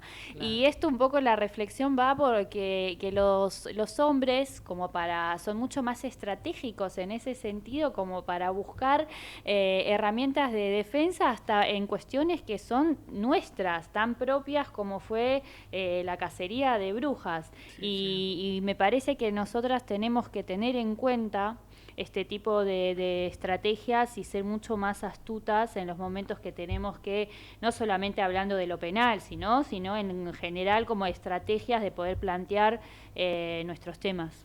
Sí. Como una reflexión. Sí, la verdad que es interesante, ¿no?, este paralelismo. Muchas herramientas que utilizan los varones para tratar de tapar sus delitos a veces nos llevan a sentir como una impotencia pronunciada. Al principio del programa, mientras esperábamos conectarnos, que hoy fue un poquito complicado, también yo nombré a los últimos 2 casos, creo que a uno de ellos sobre femicidios que ocurrió el domingo, creo que fue. Y pensaba, ¿no?, un tipo que vos decís, perderá los estribos, la mató a golpes, la estranguló, en este caso creo que se llama Analía Maldonado, tiene mi apellido, Sí. Pero el tipo después prendió la parrilla, puso el cuerpo para tratar de borrar la situación que había cometido, y después fríamente calculó y se llevó para tirarla por ahí, tirar el cuerpo por ahí. Esto tiene que ver muchas personas, a veces hablando en forma privada, en algún chat, en alguna reunión virtual, no tanto social porque no se puede, te plantean estas cosas, que el tipo se enloqueció, que le tuvo un ataque de violencia. Yo no sé si vos sos chica todavía, Navar, pero hubo un momento en la historia que todos estos tipos de crímenes se llamaban, o se los encubría como emoción violenta. Claro, crímenes pasionales. O crímenes pasionales, una serie de cosas que hasta que se definieron en nuestra sociedad, ponerle el nombre y apellido que tienen, costó mucho dilucidar. Y todavía existe esta cosa cultural, no solo del patriarcado, o sí del patriarcado, no sé cómo clasificarlo, que justifican o que tratan de encubrir un hecho que realmente es un delito. Y eso nos arrastra a todos a vivir las injusticias judiciales que se viven, ¿no? Y en estos días que estamos tan convulsionados con el tema del recrudecimiento del COVID, con las idas y vueltas en las situaciones jurisdiccionales que nos llevaron a una discusión casi cotidiana entre nuestros compatriotas sobre si el poder lo tiene el Poder Ejecutivo o el distrito tiene preponderancia para tomar sus decisiones, cuándo existe el federalismo, cómo funciona el federalismo. Se me ocurre pensar que estamos siempre debatiendo sobre cosas que realmente son ilógicas. Siempre estamos reclamando situaciones que no son escuchadas por nadie, sobre todo en las cuestiones de la problemática feminista. Estas consecuencias, y te quiero pasar el micrófono a vos, Navar, estas decisiones de cuarentenas, estas decisiones de ver si es la salud o cómo organizarnos para no generar una tragedia, ¿cómo impactan en las mujeres? Sí, es un tema que además no se habla, ¿no? No está en agenda, Inés. Cuando estamos escuchando las noticias o de hecho en las charlas cotidianas, como vos decías, son temas que no estarían en agenda, porque nadie está hablando que las mujeres están denunciando menos y están sufriendo más hechos de violencia desde que inició la pandemia, y esto que vamos más de un año, cada vez se va profundizando mucho más. Tampoco nadie habla que durante estos ya casi 13 meses de pandemia, cómo se fue profundizando esa brecha de desigualdad en el ámbito laboral entre las mujeres y hombres, porque también esto lleva a una situación que ya las mujeres vivían económicamente por debajo de los hombres, y esto ahora es mucho más notorio.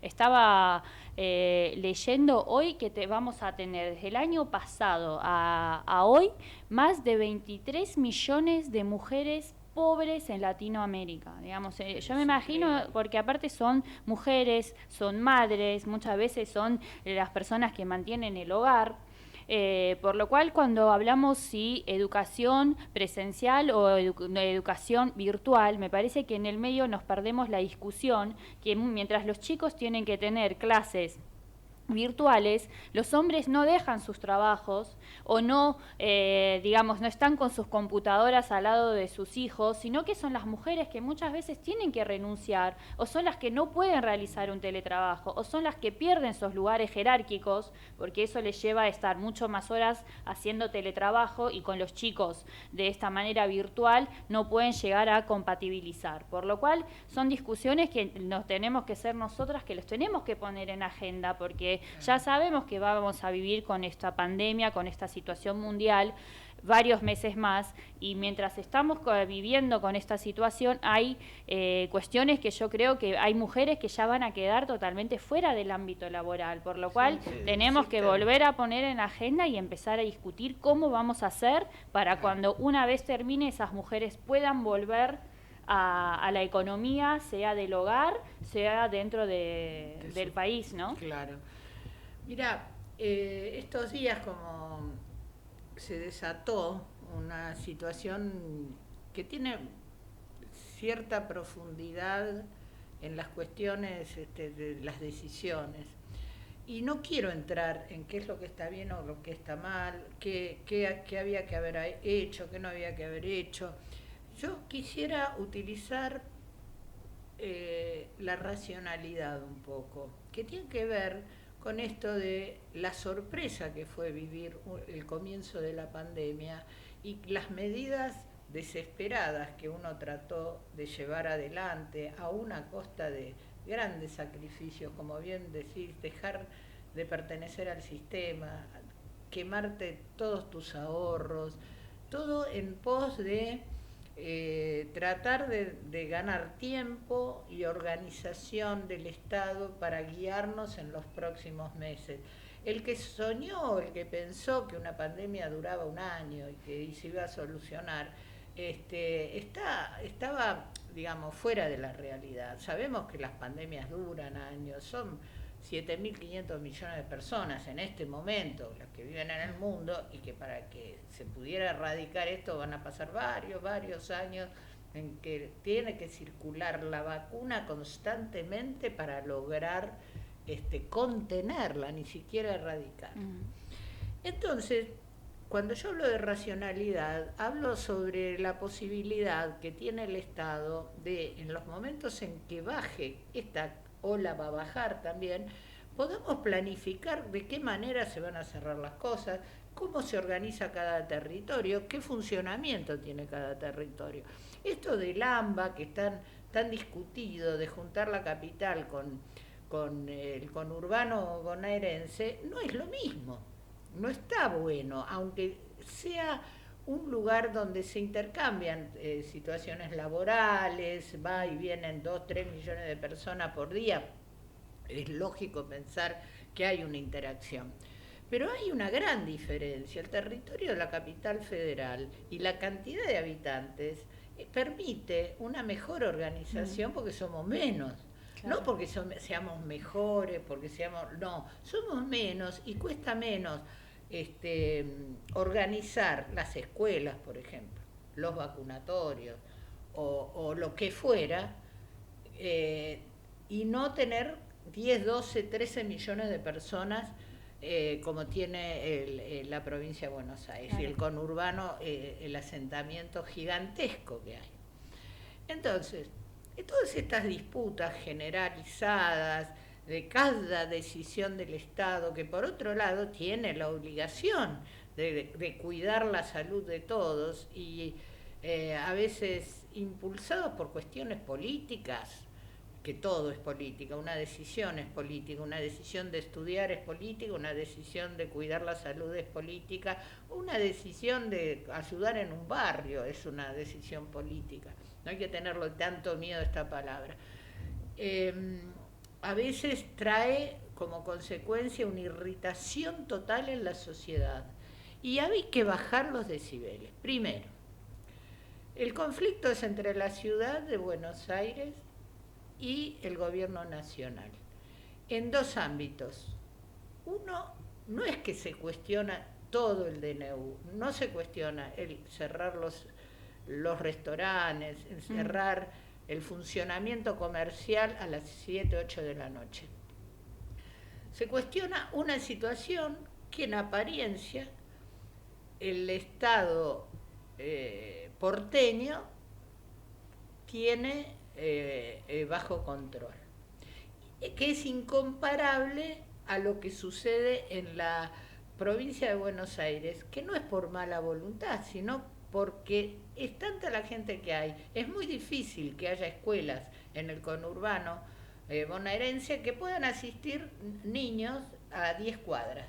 A veces la gente se toma un colectivo para llevar a 2, 3, 5 kilómetros al hijo a estudiar. Esa es una realidad también. Entonces, bajar los decibeles significa que lo que está en discusión no es la autoridad presidencial, ni los DNU que pueda tomar en relación a cuidarnos, sino la falta de diálogo. Yo creo que esto desató esta controversia tan importante que nos tiene muy irritados a todos, la verdad, porque de alguna forma uno siente que le invaden el territorio, ¿no? Yo me acuerdo que alguien me dijo en pleno lío de Formosa, sobre la gente que estaba en cuarentena indefinidamente, que tenían federalismo para decidir sus condiciones, pero también están los derechos humanos, ¿no? Está en las situaciones que se viven, y está el federalismo independiente que permite tomar determinadas decisiones. No quiero quedar bien con Dios y con el diablo. Tengo clara posición frente a este tema, y yo, que amo la historia, vi fotografías, y los invito a ustedes a verla a través de la web, de alumnos que en medio de la Segunda Guerra Mundial, en medio de las ruinas, se les dictaba clase, porque no solo tenemos que sobrevivir como raza, como, no sé cómo llamarlo, raza estuvo muy fuerte, pero tenemos que sobrevivir como humanidad, también tiene que sobrevivir nuestra cultura, y la Argentina tiene su propia cultura. No podemos, por una pandemia caer en la prehistoria. Tenemos que seguir adelante. Las clases para mí son fundamentales y acortan la brecha económica. Si un chico tiene la posibilidad de capacitarse, de prepararse, de tener un oficio, de tener una profesión, de poder seguir una carrera, tiene posibilidades de salir adelante. No hay otra posibilidad. Por eso la racionalidad en las decisiones tiene que ver en aprovechar los espacios de calma o de semicalma que podemos llegar a vivir con esta enfermedad, para planificar lo que viene. ¿En base a qué? En base a la experiencia, lo que dio resultado antes y lo que puede y lo que no dio resultado. Yo caminaba en su momento durante la cuarentena del año pasado y decía, ¿cómo puede ser que estemos todos encerrados si hay 2.000 casos en 46, 47 millones de personas, de habitantes? Y después decía, no, está bien, no sabemos qué puede llegar a pasar, tenemos que prepararnos para lo que viene, pero ya lo vivimos esto. Entonces, si nosotros, que tenemos 3 millones de habitantes en la capital federal, y vienen 2 millones y medio todos los días a trabajar, a hacer trámites o lo que fuere, y tenemos 3.500 casos, no sé cuánto será el día de hoy, 3.200 casos, no sé, tenemos que manejar eso. Es menos del 1% de la gente que circula por la ciudad de Buenos Aires. Racionalicemos.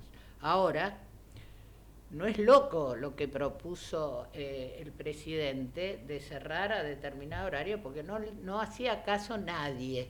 La verdad, nadie. Cerró transitoriamente, espero, porque la situación económica que acompaña cada parate es lamentable, es desesperante, y tenemos que acompañar, porque los hospitales y los centros de salud están casi colapsados. Entonces tenemos que aprender a hablarlo en casa, hablarlo con nuestros amigos, respetar las normas. No hay otra. Es un momento de gravedad que vamos a sortear, que vamos a pasar de la mejor manera posible. Y todas las consecuencias que vivimos las mujeres, porque tenemos que seguir adelante de cualquier manera, bueno, nos van a fortalecer, nos están fortaleciendo, pero no bajemos la guardia porque estamos muy expuestas.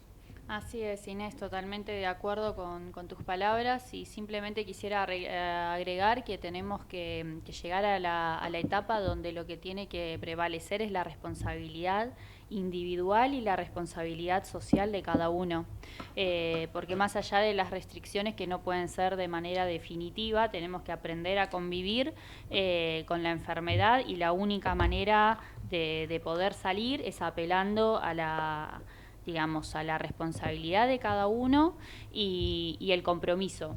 Pero hay ciertos temas que nos tenemos que poner como sociedad de acuerdo que no son discutibles. En esos casos serían, por ejemplo, la educación y el derecho de las mujeres, que cada vez realmente le están pasando muy mal. Vos sabés que yo transito mucho los barrios vulnerables de la ciudad y realmente, más allá que es un tema que todavía no está hablando de una manera muy particular, pero la situación económica ya en los barrios realmente es insostenible, y los que peor lo están pasando obviamente son las mujeres, porque le rebota la violencia del marido que no encuentra el trabajo hace meses, los chicos en casa, la mayoría son familias que tienen hijos numerosos, entonces son todas situaciones que hay que tener en cuenta, y como vos decís, una vez que uno planifica y tiene una estrategia, hay que tener todas estas situaciones en cuenta.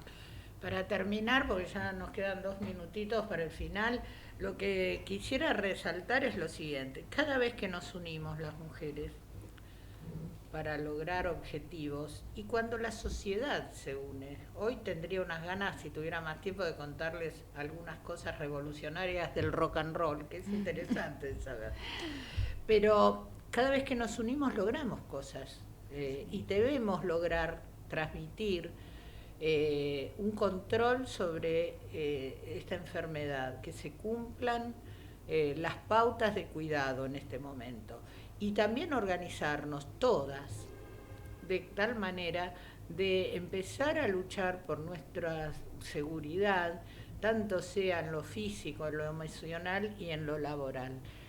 Quiero decir que sé que nosotras podemos salir adelante, y sé que nos podemos unir de muchas maneras, a través de las redes sociales, a través de las organizaciones que se ocupen de nuestra problemática, y tenemos la llave para mejorar nuestra calidad. Los próximos días son difíciles, estemos unidas, salgamos adelante lo más fortalecidas posible, y no nos dejemos avasallar en nuestros derechos en ningún campo, ni en ningún ámbito. Bueno, gente, nos vemos ya para la semana próxima con otro interesante tema. Y a Graciela, muchas gracias por el podcast, porque fue extraordinario. Hasta la próxima.